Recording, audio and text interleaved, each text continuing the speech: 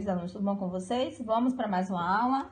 O assunto hoje é os movimentos nativistas. Os principais foram a Revolta de Beckman, no Maranhão, em 1684, a Guerra dos Emboabas, em Minas Gerais, em 1708, a Guerra dos Mascates, em Pernambuco, em 1710, a Revolta de Felipe dos Santos, ou Vila Rica, em Minas Gerais, em 1720, a Inconfidência Mineira, em Minas Gerais, em 1789.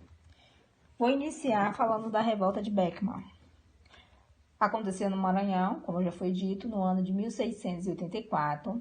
Os chefes foram os irmãos Manuel e Tomás Beckman. As causas: o desentendimento dos colonos com a Companhia do Comércio do Maranhão, criada por Portugal, pois esta estava tendo problema com o abastecimento da região e cobrava preço altíssimo por produtos de péssima qualidade.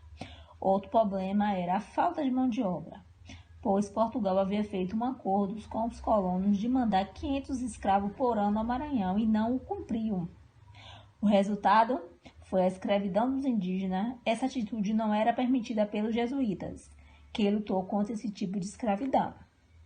As consequências: os revoltosos invadiram o colégio dos jesuítas, agrediram os padres e quebraram tudo. O mesmo fizeram com a Companhia do Comércio, prenderam o governador e Manuel Beckman assumiu o governo. Como terminou? Após um ano, o governo português enviou ao Brasil um novo governador. Este enfrentou e derrotou Manuel Beckman, que foi condenado e morreu enforcado. A próxima revolta é a Guerra dos Emboabas. Vamos saber? Aconteceu em Minas Gerais, em 1708. Teve como chefe Manuel Nunes Viana. As causas: os bandeirantes paulistas acharam que as minas deveriam pertencer apenas a eles. Foram o que descobriram o ouro. Mas a cada dia era maior a quantidade de pessoas que vinham de fora para explorar o ouro. Com isso, os paulistas ficavam revoltados e passaram a chamar as pessoas de emboabas. O que são emboabas? São gente que vem de fora, ou forasteiros. As consequências: o maior combate aconteceu no local que ficou conhecido como Capão da Traição, porque os paulistas caíram em uma emboscada ou cilada, preparada pelos emboabas, que prometeram deixá-los livres caso se rendessem. Foi o que os paulistas fizeram. Mas logo que entregaram as armas, foram todos mortos pelo emboaba. Como terminou? O rei de Portugal decretou que os paulistas fossem expulsos da região e a coroa portuguesa ficasse com o direito de explorar as minas. Tá certo? Vamos para mais uma.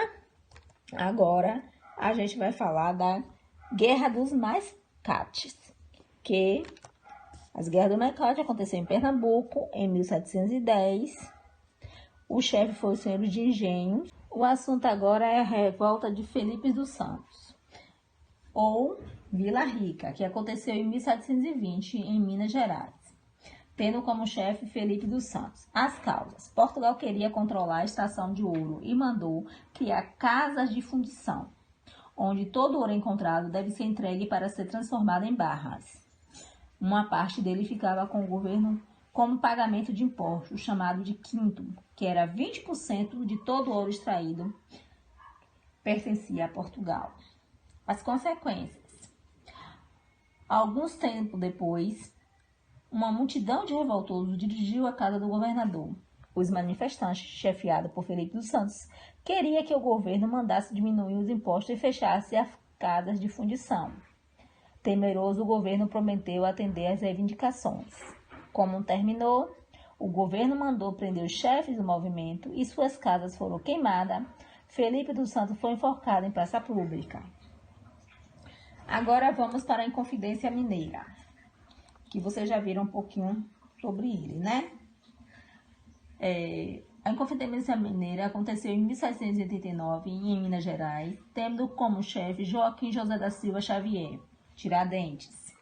Você sabe por que ele era chamado de Tiradentes, Tiradentes recebeu esse nome porque tinha aprendido com seu tio, que era dentista, o ofício de tirar dente.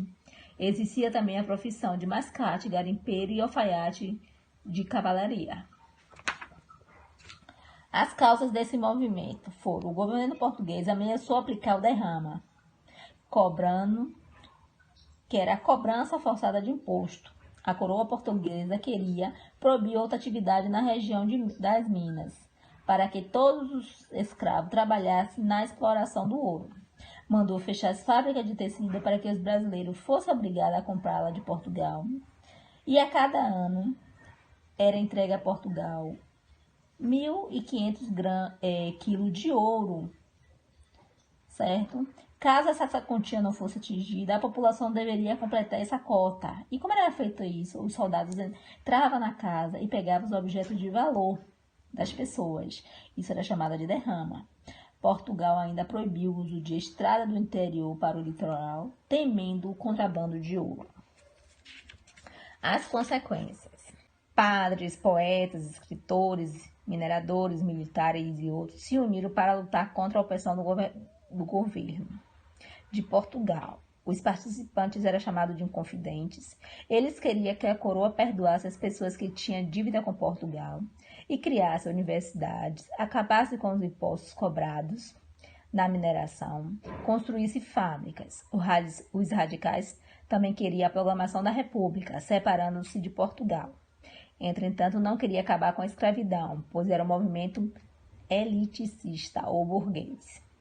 Os planos dos inconfidentes foram denunciados por Joaquim Silvério dos Reis, que o traiu em troca de perdão por sua dívida. Como terminou esse movimento? O governador mandou prender os inconfidentes. Alguns foram expulsos do Brasil, outros condenados à prisão perpétua. E Joaquim José da Silva Xavier, o Tiradentes, foi condenado e enforcado. Ele foi enforcado no dia 21 de abril de 1792, na cidade do Rio de Janeiro. Os inconfidentes, né, também ele tinha uma bandeira, e nela que dizia assim: liberdade ainda que tardia. Eles não aceitavam, né, a opressão de Portugal, a cobrança de impostos sobre todos os trabalhos que ele tinha aqui no Brasil. Foi por isso que vários movimentos aconteceram. A atividade dessa semana está no livro de História, nas páginas 52, 53 e 54, tá certo? A todos os meus alunos, um abraço. Família e escola, uma parceria perfeita.